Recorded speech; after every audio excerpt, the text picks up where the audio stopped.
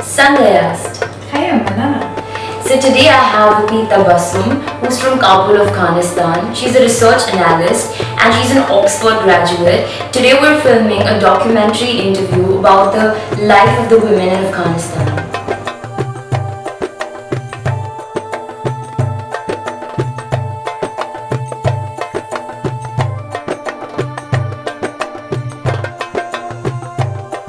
And on horsebacks and they're fighting for a carcass like a goat's head. So is it like a national sport, or can you tell us more about it?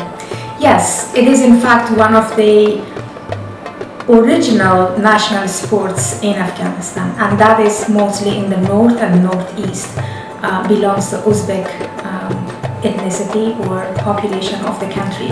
So that sport is basically thrown by a wealthier family, and a goat is given for free for the population who actually know how to play the game.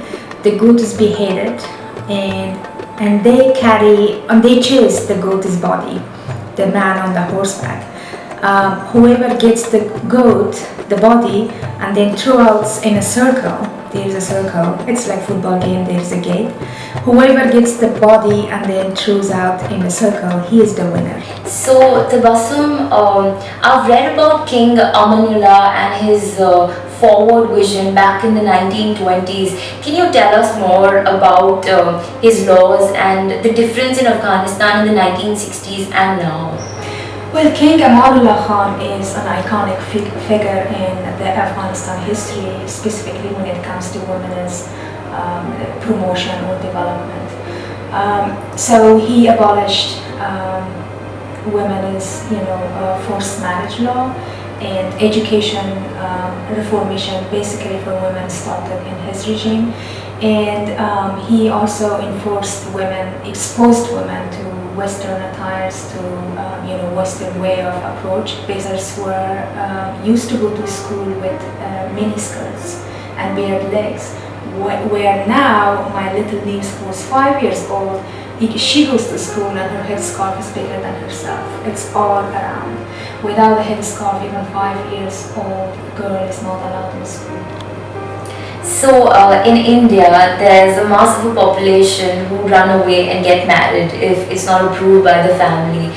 What would be the outcome if an Afghan did the same? If an Afghan woman did that, in many cases, the family do not accept them. I mean, their parents and their brothers, basically. That's why they run away to different places. Mostly when they run away, their marriage doesn't work. And so when they come back home, they are not accepted by their family or parents, and then they seek other places. So I've watched a lot of documentaries on BBC and otherwise on the internet, and there's a very popularized culture of the shelter homes. So what is it? What do the women do inside the shelter home? Are they kept well, or how does it work? The women in these shelter houses, partly those women who have run away from because of their marriage or because of the abuse or because of the harassment they were endorsed. So then they go to the shelter. In the shelter, then they have to abide by the shelter rules. In some shelters, they are not allowed to contact with their families, with friends, with society. They are not allowed to get out of the shelter because they are in danger, and the shelter's job is to keep them safe. So those women, they just interact with each other, and in some shelters they do some handwork, they do some, handicrafts, and they keep themselves busy, and they run their own, livelihood there. Are the families accepting? How does it go down with the families if the woman goes away to a shelter home? Some shelters do not, the woman must not go back to the family. That's the rule of the shelter. Go into the shelter. Before going to the shelter, all rules and regulations are explained to those women, and they have to accept it. Otherwise, they are not accepted in the shelter. So they never see the family, they never see the friends, they never see even outside the city. So they are basically like in other forms. It's like a prisoner, but it's only to be safe from abuse, to be safe from from other dangers, because they have no place place to go. Do you as an Afghan woman feel safe?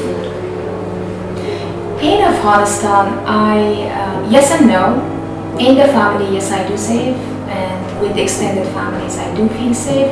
But when I go out on the streets, I do not feel safe. Yes, we cannot go as women because of harassment, because of touching, because of abuses, and serious incidents could happen. Have you ever personally seen anything in public of this sort?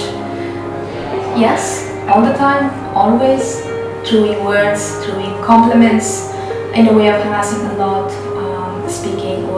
speaking about women's bodies a lot. Also, during the Taliban, the abuse was even stronger than the harassment it is today. Women were wiped by the Taliban's lash, and I had seen that in my own eyes. And myself, even with my sisters, we were running from the Taliban because they saw us having ice cream in the back of the shop, because women were not allowed to go out. When I was a teenager, it was a different situation for me, because I accepted whatever it was. You know, I was a victim, and there were victimizers. But as I grew older, I became reactive, and I thought it was not okay. So I got back to the harassers. When I was walking on the streets, for instance, one day I was walking in a crowded place, and I was a student with notebooks in hand, and this man was following me. Finally, he wanted to touch me. But when he came too close, I just hit him on the face with my notebooks. So everyone in the market surrounded. And then there was another man who was like, "Sister, what this man did to you?" And I'm like, "He wanted to touch me, and he has been following me for a while." So this man started even beating that man again, the harasser, I mean. So he started slapping him, one slap, second slap, the third slap. So it was at the beginning I felt bad for the man who was the harasser, but later on I felt good because it was a lesson for the public that was surrounded there, and the man himself. And also I felt good because there are some men as harassers, but there are other group of men who are protectors of women. So, what is it like to say if a teenage girl or a woman wants to see a man that she loves or go out on a date?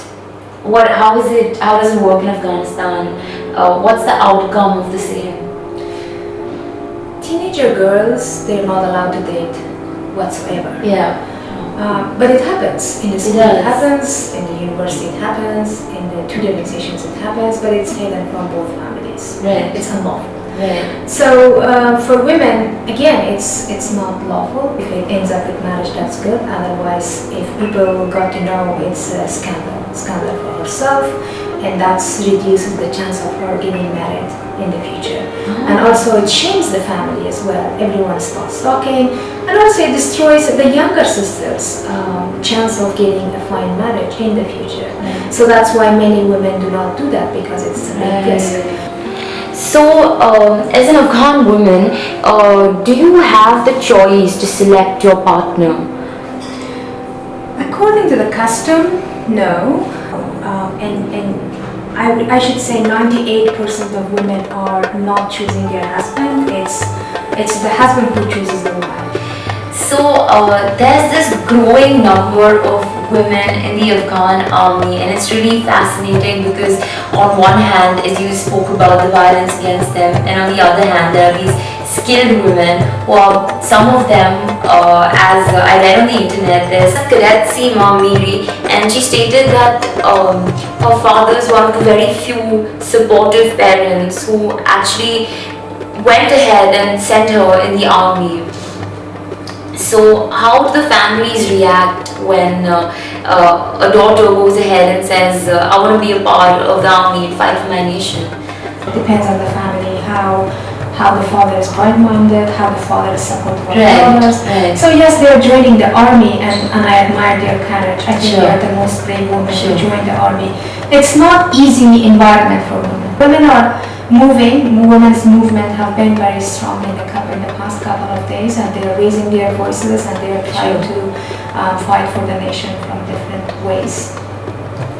So there are many women who are inspiration to me, and I'm hoping that I'm an inspiration for other women. There have been women in public, in parliament, and there are women who have been head of independent human rights commission. There are women who have been commissioners. I myself have been a commissioner, which is a very high position, equal to the minister. And I served there for 1 year.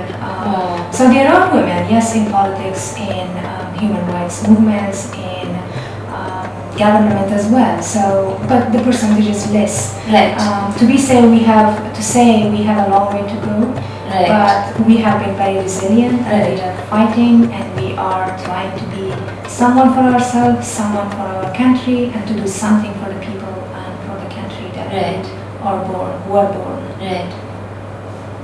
So it's really fascinating because every documentary that I watched on the internet, it just painted a bad picture of Afghanistan, and they just talk about the negative side of how the women are abused and all that goes around in the country. But it was really interesting to know about the good side of it, about the support of families, about how women are increasing in the army, and how there are supportive fathers like yours who support the education of a woman. And it's great to know that.